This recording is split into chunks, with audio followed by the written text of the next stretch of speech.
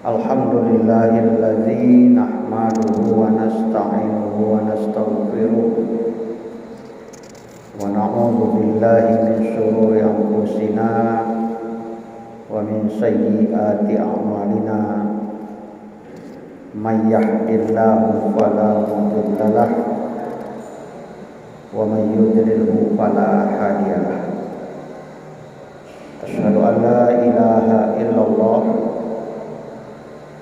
wa asyhadu anna Muhammadan abduhu wa rasuluh.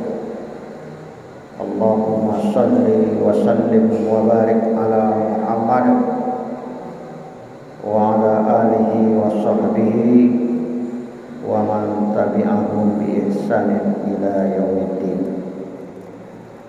Amma ba'du. Faqala Allah Ta'ala fi kitabil karim, a'udzu billahi minasy syaithanir rajim. Ya ayyuhan nasu u'budu rabbakumul ladzi khalaqakum wal ladzina min qablikum la'allakum tattaqun.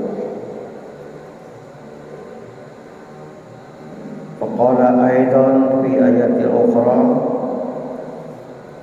inna hadhihi ummatukum ummatan wahidah wa ana rabbukum fa'budun.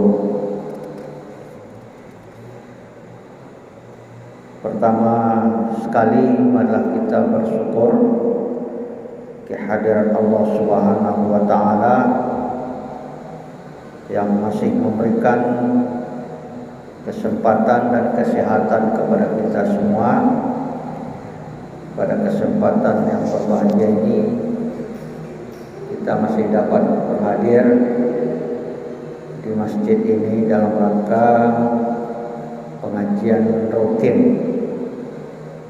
setiap hari Senin. Selawat beserta salam kepada junjungan kita Nabi besar Muhammad sallallahu alaihi wasallam. Allahumma shalli ala Muhammad wa ala ali Muhammad. Sedang jemaah pengajian yang dirahmati Allah, seluruh makhluk yang ada di alam semesta ini itu diciptakan, dipelihara, dimiliki dan dikuasai secara mutlak oleh Allah Subhanahu wa taala. Itulah yang sering disebut dengan tauhid rububiyah, kemudian mulkiyatullah, rububiyatullah dan mulkiyatullah. Jadi kalau makhluk yang ada di alam semesta ini diciptakan, dipelihara oleh Allah Subhanahu wa taala, itu disebut dengan rububiyatullah. Sementara dimiliki dan dikuasai secara mutlak oleh Allah, itu yang kita sebut dengan mulkiyatullah. Nah, tentang penciptaan dan pemeliharaan yang tadi kita sebutkan, Allah Subhanahu wa taala menegaskan di dalam firman-Nya, a'udzu billahi minasy syaithanir rajim. Bismillahirrahmanirrahim.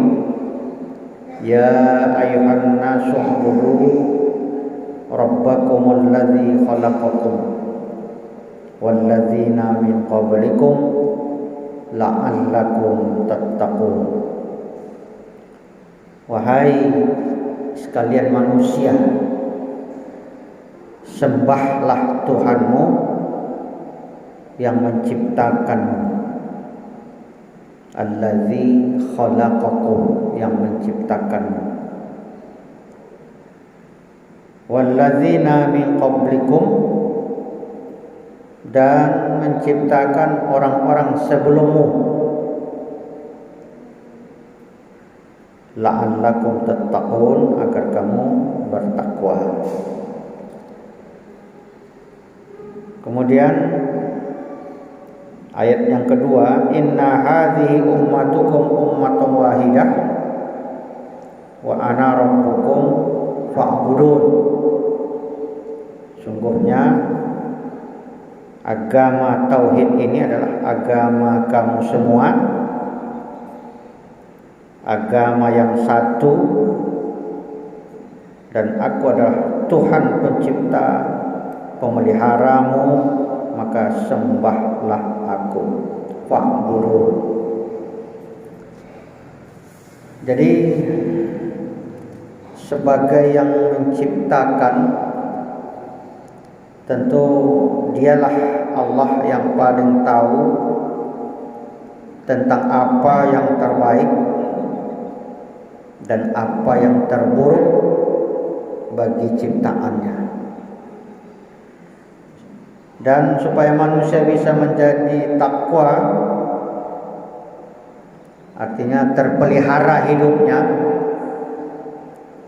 maka hal terbaik bagi manusia menurut Sang Pencipta adalah ketika hidup manusia itu digunakan untuk beribadah hanya kepada Allah Subhanahu wa taala dan hanya karena Allah semata. Tentang pemilikan, kalau tadi penciptaan dan pemeliharaan, kalau tentang pemilikan dan penguasaan terhadap segala sesuatu, Allah SWT berfirman, walillahi ma fis samawati wa ma fil ard wa ilallahi turja'ul umur. Kepunyaan Allah lah segala yang ada di langit dan di bumi, dan kepada Allah lah dikembalikan segala urusan. Jadi jelas tegas, walillahi ma fis samawati wa ma fil ard. Kepunyaan Allah segala yang ada di langit dan yang ada di bumi. Kemudian sebagai milik Allah, maka suka atau tidak suka, semuanya pasti dikembalikan, semuanya pasti berserah diri hanya kepada Allah. Walau aslama man fis samawati wal ard tau'an wa karhan wa ilaihi yurja'un. Kepadanya lah berserah diri siapa saja yang ada di langit dan di bumi, baik dengan suka maupun terpaksa. Wa karhan, tau'an wa karhan, suka atau terpaksa. Dan hanya kepada Allah lah mereka dikembalikan. Wa ilaihi yurja'un. Kemudian di ayat yang lain juga disebutkan, walillahi ghaibus samawati wal ard wa ilaihi yurja'ul umur wa ilaihi yurja'ul amru kulluhu fa'budhu wa tawakkal alaihi wa ma rabbuka bighafilin amma ta'malun. Walillahi ghaibus samawati wal ard, dan kepunyaan Allah lah apa yang gaib di langit dan di bumi. Jadi apa yang gaib. Nah, kalau tadi walillahi ma fis samawati wa ma fil ard, kepunyaan Allah lah apa yang ada di langit dan apa yang ada di bumi. Kalau ini walillahi ghaibus samawati wal ard. Kepunyaan Allah lah apa yang gaib di langit dan yang gaib di bumi. Wa ilaihi yurja'ul amru, dan kepadanya lah dikembalikan urusan-urusan semuanya. Kulluhu fa'budhu, maka sembahlah dia. Wa tawakkal alaihi, bertawakkallah kepadanya. Wa ma rabbuka bighafilin amma ta'malun, dan sekali-kali Tuhanmu tidak lalai dari apa yang kamu kerjakan. Jadi kalau kita cermati 3 ayat ini, semuanya menggunakan kalimat pasif, dikembalikan. Turja'ul amru, ya, yurja'un, wa ilaihi yurja'un. Nah, kemudian wa ilaihi yurja'ul amru, itu kalimat pasif semua, dikembalikan.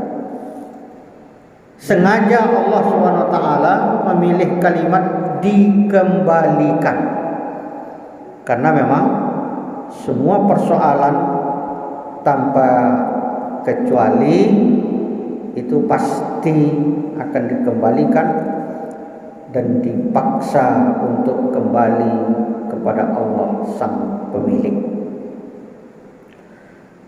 Dikembalikan kepada Allah sang pemilik, sang penguasa, sang pemaksa, dalam keadaan suka ataupun tidak suka. Nah, jadi atas dasar inilah sehingga tidak ada pilihan lain bagi kita manusia kecuali hanya berserah diri secara mutlak kepada Allah, Zat yang maha memiliki dan menguasai seluruh hidup dan kehidupan kita serta seluruh alam semesta ini. Itu yang disebut dengan tauhid mulkiyah. Dan atas dasar ini pula manusia tidak dibenarkan untuk memisahkan aktivitas hidupnya, sebagian untuk Allah, sebagian lagi untuk yang lain. Tidak dibenarkan. Allah tidak suka dengan sikapnya seperti itu. Semuanya harus total dipersembahkan hanya kepada Allah Subhanahu wa taala. Tidak boleh sebagian-sebagian. Sebagian untuk Allah, sebagian untuk yang lain, itu tidak dibenarkan. Sesuai dengan pernyataan tegas, qul inna sholati wa nusuki wa mahyaya wa mamati lillahi rabbil alamin. Katakanlah, sesungguhnya salatku, ibadahku, hidupku dan matiku hanyalah untuk Allah, pemelihara alam semesta. Itu. Kemudian selain itu, Allah menciptakan manusia ini sebagai makhluk yang paling sempurna, paling dimuliakan Allah dengan memberinya berbagai kelebihan bila dibandingkan dengan makhluk yang lain. Penciptaan dan pemuliaan Allah terhadap manusia ini dengan memberikan fasilitas yang lebih dibandingkan dengan makhluk yang lain, yaitu berupa akal dan nurani, tentunya bukan tanpa tujuan. Bukan tanpa tujuan, ada tujuannya. Karena itu Allah SWT memberikan pertanyaan yang sangat reflektif kepada kita manusia. Pertanyaan Allah begini dalam surah Al-Mu'minun, afa hasibtum annama khalaqnakum abasa wa annakum ilaina la turja'un. Allah bertanya kepada kita, apakah kalian mengira, apa hasibtum annama khalaqnakum abasa, apakah kalian mengira bahwa kami menciptakan kalian hanya sia-sia? Ya, abasa, sia-sia. Wa annakum ilaina la turja'un. Ya. Dan apakah kalian mengira bahwa kalian tidak kembali kepada kami? Jadi pertanyaan ini pertanyaan yang Allah tujukan kepada umat manusia semuanya. Jadi Allah ciptakan tidak main-main, ya, tidak sia-sia, dan semua akan dikembalikan kepada Allah Subhanahu wa taala. Kemudian sengaja Allah merangkai dua pertanyaan itu di dalam satu ayat, yaitu tentang eksistensi, keberadaan, tujuan penciptaan manusia secara sempurna oleh Allah SWT, dan tentang kemana tempat kembali terakhir kita kalau bukan kepada Allah Subhanahu wa taala. Dengan maksud tujuannya adalah untuk mengajak kepada kita untuk berpikir, untuk merenung tentang tujuan penciptaan manusia ini. Tentu ada tujuan Allah untuk semua itu, ya. Allah menciptakan manusia lengkap dengan berbagai kelebihan, ya. Itu dimaksudkan oleh Allah Subhanahu wa taala adalah akan memberikan tugas mulia kepada manusia ini, tidak hanya sekedar mengabdi, menyembah, tapi ada tugas yang penting lagi, tugas yang kedua, yaitu menjadi khalifatullah fil ard, menjadi khalifah di muka bumi. Tugasnya apa?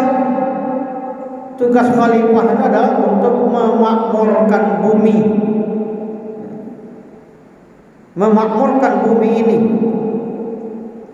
Dan untuk melaksanakan tugas kekhalifahan itu dengan baik, maka tidak bisa tidak kecuali harus didasarkan pada semangat pengabdian, semangat ibadah yang murni hanya karena Allah Subhanahu wa taala.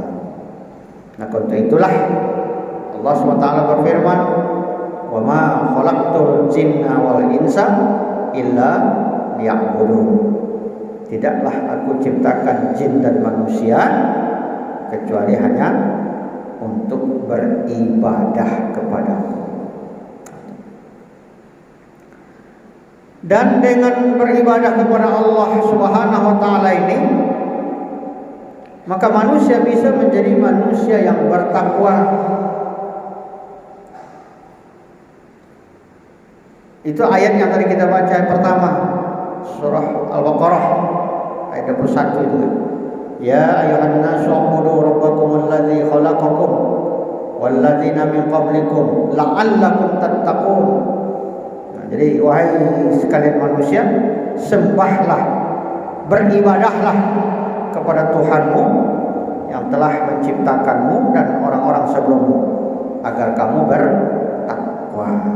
Jadi itu, dengan beribadah kepada Allah ini maka manusia bisa menjadi manusia yang bertakwa. Hanya dengan bekal takwa seseorang akan mampu memfungsikan dirinya sebagai hamba Allah, ya, sekaligus menjadi khalifah Allah. Jadi dua tugas ini, sebagai ibadah Allah dan sebagai khalifah Allah. Kedua tugas ini tidak akan bisa dilakukan oleh manusia kecuali hanya dengan ketakwaan. Kemudian karena ketakwaan itu haruslah didapatkan dengan beribadah, dengan ibadah kepada Allah, maka tentu saja ibadah yang kita lakukan itu haruslah sesuai dengan tuntunan-tuntunan yang jelas. Nah, sekarang kita lihat apa saja prinsip-prinsip beribadah di dalam Islam. Kita lihat yang pertama sekali, Islam memberikan prinsip-prinsip ibadah itu, yaitu kalau kita beribadah hendaklah hanya menyembah kepada Allah semata. Itu prinsip yang pertama. Hendaklah hanya menyembah Allah semata. Itulah sebagai wujud hanya mengesahkan Allah Subhanahu wa taala. Jadi tidak kepada yang lain, hanya kepada Allah semata. Itu prinsip yang pertama. Iyyaka na'budu wa iyyaka nasta'in.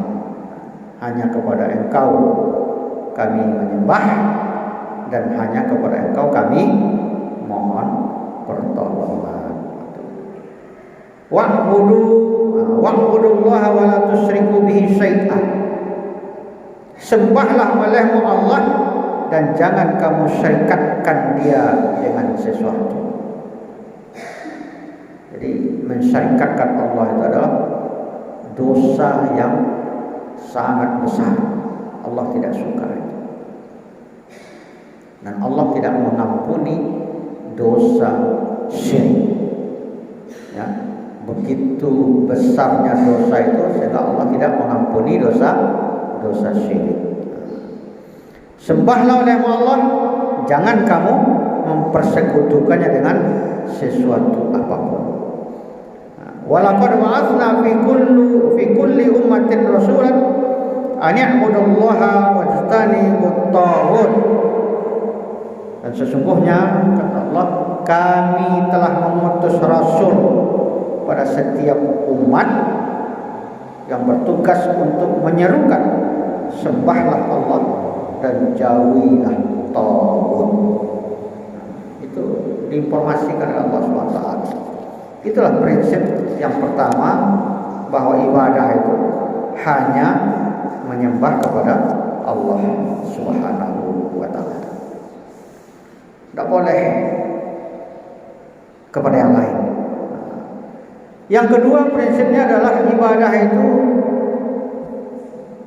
tanpa perantara. Tidak ada perantaranya. Wa iza sa'alaka ibadi anni fa inni qarib ujibu da'watad da'i idza da'ani falyastajibu li wal yu'minu bi la'allahum yarshudun. Ya, apabila hamba-hambaku bertanya kepadamu, hai Muhammad, tentang aku, maka jawablah, sesungguhnya aku sangatlah dekat. Fa inni qarib, sesungguhnya aku adalah sangat dekat. Ya. Aku kabulkan permohonan atau doa orang-orang yang berdoa apabila dia memohon kepadaku. Nah, itu jelas kan? Ujibu da'watad da'i idza da'ani. Aku kabulkan doa orang yang berdoa kepadaku, kata Allah, apabila dia berdoa. Ya, apabila dia berdoa. Idza da'ani. Nah, kemudian fal yastajibuli wal yu'minu bi la'allahum yarshudun. Kemudian disebutkan di situ, maka hendaklah mereka itu memenuhi segala perintahku dan hendaklah mereka itu beriman kepadaku agar mereka selalu mendapat bimbingan. Jadi kalau tidak beriman, ya, tidak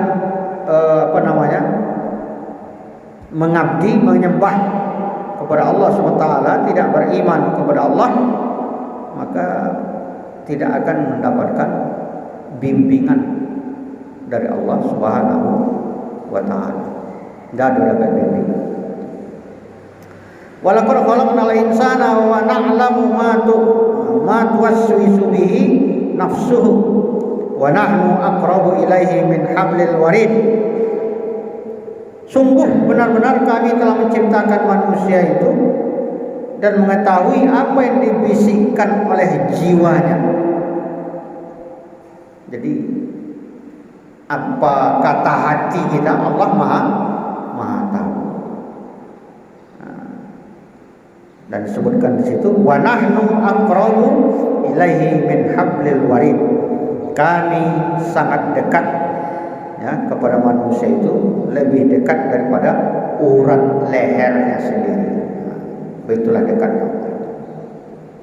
Nah, wa huwa ma'akum aina ma kuntum wallahu bima ta'maluna basir. Dan dialah Allah bersama kamu dimanapun kamu berada. Allah terhadap apa yang kamu kerjakan maha melihat. Jadi apa saja yang kita kerjakan itu dilihat oleh Allah Subhanahu wa taala. Oleh karena Allah Subhanahu wa taala berada sangat dekat dengan kita, maha mengetahui segala apa yang kita lakukan, maka dalam berdoa sudah seharusnya langsung kita mohonkan kepada Allah dan tidak melalui perantara siapapun dan apapun juga selain yang dituntunkan oleh Allah Subhanahu wa taala. Langsung doa itu.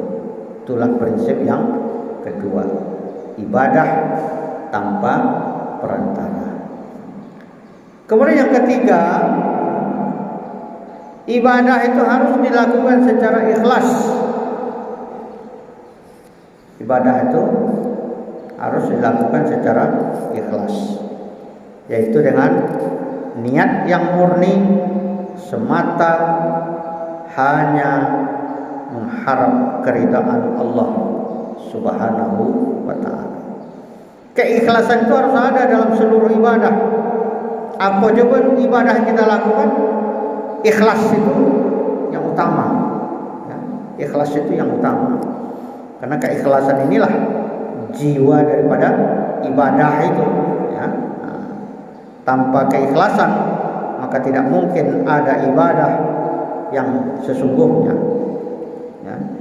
Maka beribadah secara ikhlas didasarkan pada firman Allah Subhanahu wa taala dalam surah Al-Bayyinah itu, wa ma umiru illa liya'budullaha mukhlishina lahud-din hunafa. Tidaklah mereka diperintahkan kecuali hanya untuk beribadah kepada Allah dengan memurnikan ketaatan kepadanya dalam menjalankan agama yang lurus. Dan Nabi SAW menyatakan bahwa setiap perbuatan itu tergantung kepada niat. Itu hadisnya, muttafaqun alaih. Demikian pula hadis Nabi SAW yang lain yang berbunyi, innallaha la yaqbalu minal amal illa ma kana lahu khalisan wa butughiya bihi wajhu. Allah tidak menerima amalan seseorang kecuali amalan itu dikerjakan dengan ikhlas dan hanya untuk mencari ridhonya. Ya, itu jelas. Kalau tidak ikhlas, maka amalan yang kita lakukan itu tidak diterima oleh Allah Subhanahu wa taala. Dan berdasarkan dalil ini bahwa hanya ibadah yang dilakukan secara ikhlas sajalah yang akan diterima oleh Allah Subhanahu wa taala. Kalau tidak ikhlas, ya tidak. Tergantung niatnya. Karena Allah atau tidak. Qul inna sholati wa nusuki wa mahyaya wa mamati lillahi rabbil alamin. Katakanlah sesungguhnya salatku, ibadahku, hidupku, matiku ya hanyalah untuk Allah, pemelihara alam semesta. Itulah prinsip ibadah yang ketiga. Ya, ikhlas karena Allah. Yang keempat, ibadah yang kita lakukan itu harus sesuai dengan tuntunan. Nah, inilah. Ibadah kita lakukan harus sesuai dengan tuntunan. Indah sokona atia wajah. Tapi ada tuntunannya. Sahih atau tidak tuntunan itu. Faman kana yarju liqa'a rabbih wal ya'mal 'amalan shalihan wa la yusyrik bi ibadati rabbih ahada. Barang siapa yang mengharapkan pertemuannya dengan Tuhannya, kata Allah, maka hendaklah mengerjakan amal ibadah, yaitu amal saleh, dan dia jangan mempersekutukan seorang pun dalam beribadah kepada Allah itu. Jadi sesuai dengan tuntunannya. Kalau kita sudah bicara tentang tuntunan, maka otomatis yang memberikan tuntunan itu adalah Rasulullah Sallallahu Alaihi Wasallam. Dalam hadis disebutkan, man ahdatsa fi amrina hadza ma laisa fihi fa huwa radd. Muttafaqun alaih. Kata Rasulullah, barang siapa yang mengadakan sesuatu dalam perkara kami ini yang tidak ada tuntunannya, kata Rasul, yang tidak ada tuntunannya, fahuwa raddun, maka ditolak. Nah, ditolak itu jelas. Nah, di dalam hal ibadah misalnya sholat sudah jelas tuntunannya. Maka Rasulullah SAW menyebutkan dalam sabdanya, sallu kama ra'aitumuni usalli. Salatlah kamu sebagaimana kamu lihat aku salat. Nah, itu jelas tuntunannya. Nah, itulah yang keempat. Ibadah itu harus sesuai dengan tuntunan Rasul. Yang kelima, prinsip beribadah itu adalah seimbang antara unsur jasmani dengan rohaninya. Wa bataghi bima ataqallahu daral akhirah wa la tansa nasibaka minad dunya. Carilah olehmu apa yang Allah berikan kepadamu berupa kebahagiaan untuk negeri akhirat.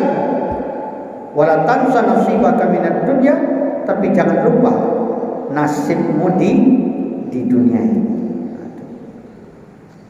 Nah, carilah kebahagiaan di akhirat. Allah perintahkan cari kebahagiaan di akhirat. Silahkan dicari. Tapi jangan lupa nasibmu di dunia. Jadi itu yang kelima, ada keseimbangan antara unsur jasmani dan rohani, antara dunia dan akhirat. Nah, sehingga di dalam berdoa pun kita tetap seimbang. Ya, doa yang kita sampaikan kepada Allah itu pun seimbang. Rabbana atina fid dunya hasanah, nah, wa fil akhirati hasanah wa qina adzabannar. Itu kan seimbang. Fid dunya hasanah wa fil akhirati hasanah. Kemudian wa qina adzabannar. Itulah yang kelima prinsip dalam beribadah itu. Yang keenam, hendaklah kita beribadah itu dengan mudah dan meringankan. Ya, mudah dan meringankan artinya jangan ibadah itu menjadi beban bagi diri kita. tapi mudah, ringan, dan seolah-olah itu merupakan satu pekerjaan yang biasa, ya, dan itu adalah merupakan kebutuhan kita. La yukallifullahu nafsan illa wus'aha. Allah tidak membebani seseorang manusia kecuali sesuai dengan kemampuannya. Jadi Allah tetapkan salat 5 waktu sehari semalam, itu memang sudah sesuai dengan kemampuan kita. Ya, sudah sesuai dengan kemampuan kita. Syariat yang diciptakan oleh Allah Subhanahu wa taala mesti sudah sesuai dengan porsi kemanusiaan kita manusia. Sesuai dengan porsi. Hal ini karena Allah sebagai pencipta alam itu termasuk menciptakan manusia, tentunya paling tahu tentang ciptaannya, paling tahu tentang apa yang terbaik bagi ciptaannya, dan Allah juga maha mengetahui akan keterbatasan yang dimiliki oleh ciptaannya, sehingga dalam keadaan yang tidak normal, misalnya yang membahayakan, menyulitkan, atau tidak memungkinkan, maka selalu ada jalan keluar berupa keringanan atau rukhsah yang ditawarkan oleh Allah SWT. Dalam hal ini, itulah sebabnya Allah SWT berfirman, wa ma ja'ala 'alaikum fid-din min harajin, dan tidaklah Allah menjadikan agama bagimu sebagai beban. Tidak jadi beban. Itulah kajian kita pada hari ini, ya, yaitu prinsip beribadah. Nah, yang terpenting tadi yang kita garis bawahi, sesuaikan dengan tuntunannya. Sesuaikan dengan tuntunannya. Jangan kita membuat-buat, ya. Jangan kita mengada-ada yang tidak ada tuntunannya, jangan kita kerjakan. Nah, itu kunci. Nah, di dalam hal ini kemarin ada pengajian pimpinan, saya dapat informasi kan, ada sedikit dibahas menyangkut masalah sujud sahwi, ya. Ada yang hadir botak, pengajian botak di Pasar Baru. Itu ada dibahas sedikit menyangkut sujud sahwi. Sujud sahwi ini adalah sujud yang dilakukan karena ada yang lupa atau ragu di dalam sholat. Ya, ada yang lupa atau ragu di dalam sholat. Bagaimana tata caranya sujud sahwi itu? Yang pertama sekali, jika lupa dalam sholat,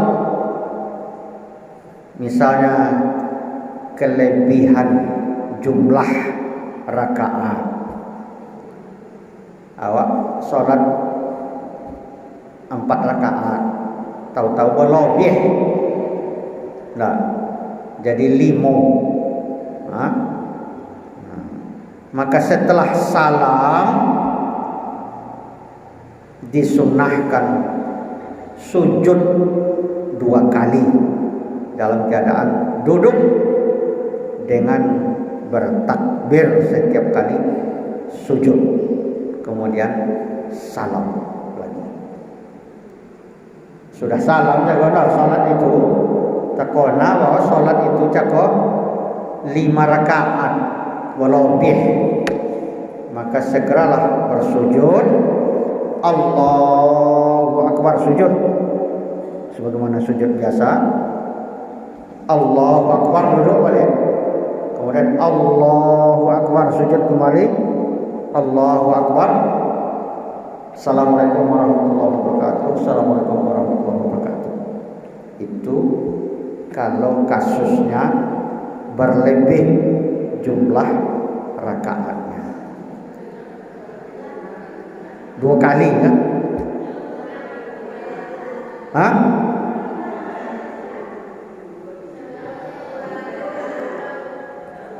Udah terongah. Kalau kurang, itu subhanallah kan? Itu kalau lebih. Jika lupa, yang nomor 2, jika lupa dalam keadaan sudah salam sebelum sempurna jumlah rakaatnya, awaklah salam, tahu-tahu takona kurang punya subah lain, sarakaat lain, maka dia wajib menyempurnakan sisa rakaatnya itu. Ya. Kemudian setelah salam disunnahkan sujud 2 kali, kemudian salam lagi. Alah salam aja kok. Takona kurang serakat lain. Segera tongkat balik, tambah Allahu Akbar serakat lain. Setelah kita sholat sebagaimana biasa 1 rakaat, kemudian tahiyat, salam. Setelah salam itu sujud 2 kali dengan bertakbir Allahu Akbar, Allahu Akbar, Allahu Akbar, Allahu Akbar. Assalamualaikum warahmatullahi wabarakatuh. Assalamualaikum warahmatullahi wabarakatuh. Alah. Hah?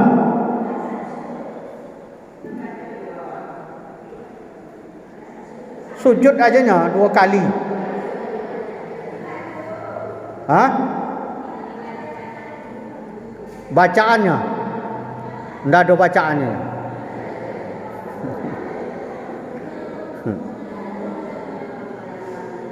Sepanjang yang kita ketahui tidak ada tuntunan hadis yang sahih yang menuntunkan bacaannya kau yang enggak ada. Ya. Jadi bacaan yang dibaca selama ini ada yang membaca subhana man la yanamu wa la yanhu, itu dhaif.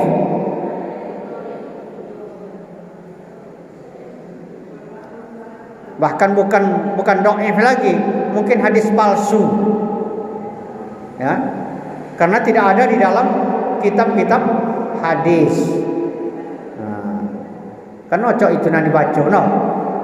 Subhana man la yanamu wala yanhu, itu bukan sekedar dhaif tapi mungkin palsu hadisnya. Ya. Maka tidak bisa dijadikan dasar untuk beramal. Maka tidak ada satupun dasar yang menyebutkan iko bacaan yang tadi. Jadi kalau potang ustaz tu mengecekkan bacaannya bacaan sujud biasa katanya, no, itu potang sujud. Subhanakallahumma rabbana wa bihamdika Allahumma firli, atau subhana rabbiyal a'la, subhana rabbiyal a'la, subhana rabbiyal a'la. Itu pun tidak ada dasarnya, tidak ada dalilnya yang menyebutkan itu. Itu hanya ijtihad ulama tarjih. Ya. Jadi itu dado bacaan. Nah, maka kita harus sesuai dengan tuntunannya. Kemudian yang ketiga, jika lupa dengan meninggalkan kewajiban, rukun solatnya lupa. Misalnya kita solat 4 rakaat, tahu-tahu lupa tahiyat awal. Togak aja langsung itu, langsung ke rakaat ketiga. Olah terakhir waktu awak tahiyat akhir itu takona tahiyat awal cakolun lain. Dah, berarti lupa rukun solat itu. Ya. Maka disunnahkan sujud 2 kali sebelum salam. Jadi kalau rukunnya yang lupa, disunnahkan sujud 2 kali sebelum salam.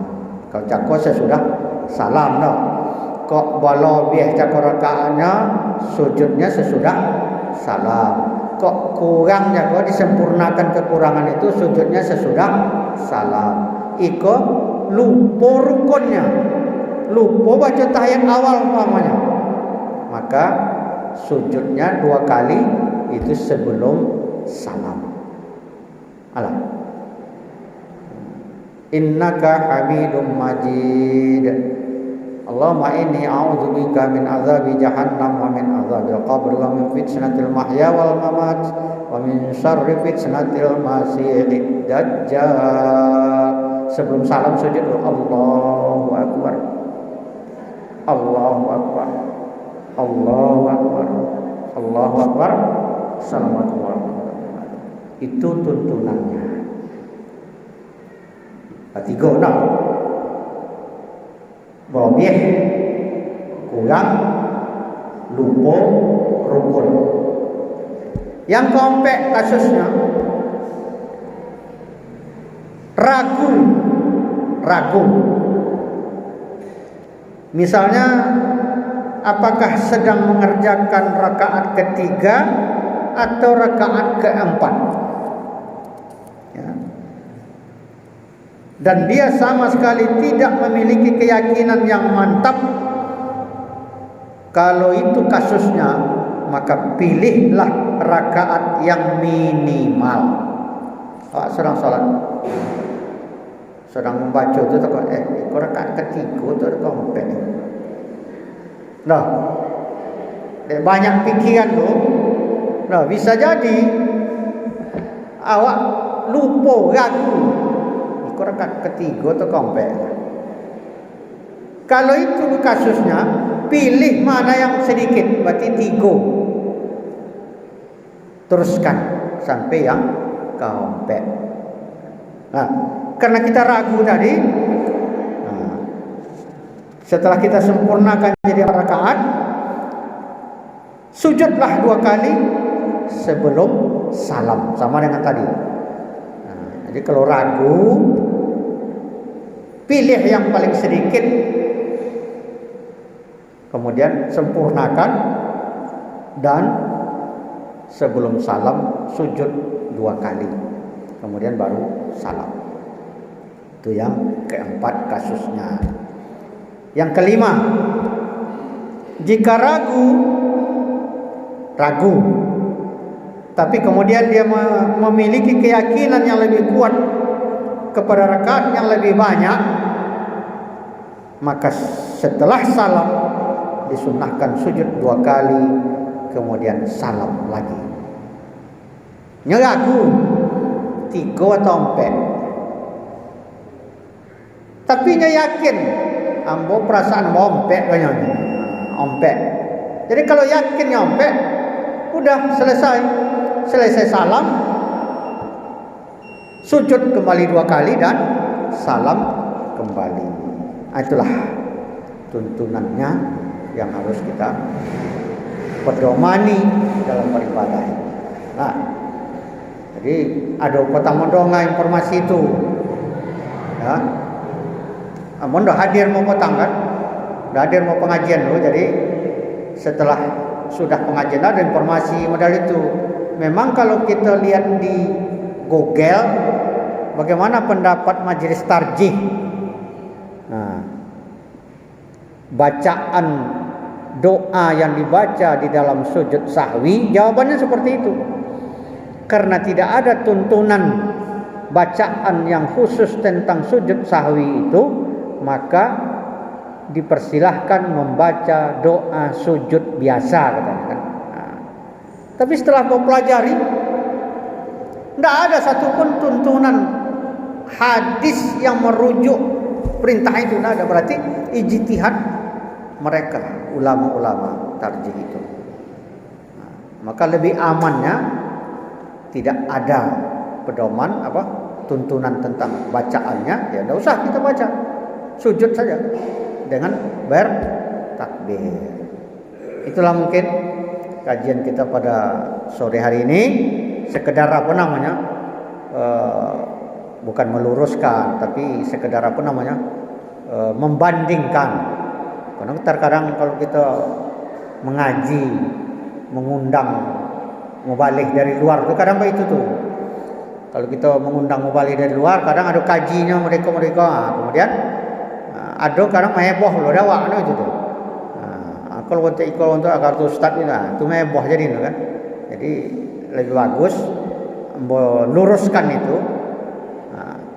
Artinya kita berikan yang sesungguhnya, yang sebenarnya. Kok dicari di Google ya tu, salah tu dah. Apa yang disampaikan Ustaz Potang. Kok di Google. Tapi setelah kita lihat di dalam putusan tarjih dan di buku-buku yang ditulis oleh ulama-ulama Muhammadiyah, tidak ada satupun hadis yang menunjukkan bacaan tentang sujud sahwi itu. Maka perintahnya sujud ya sujud, selesai 2 kali. Jadi apa yang dibaca selama itu subhana, apa namanya Potang?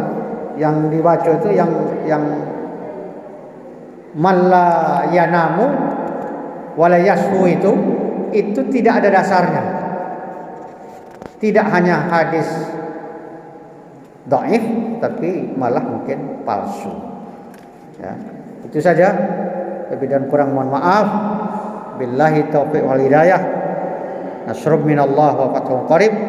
Wa basyiril mu'minin. Wassalamualaikum warahmatullahi wabarakatuh.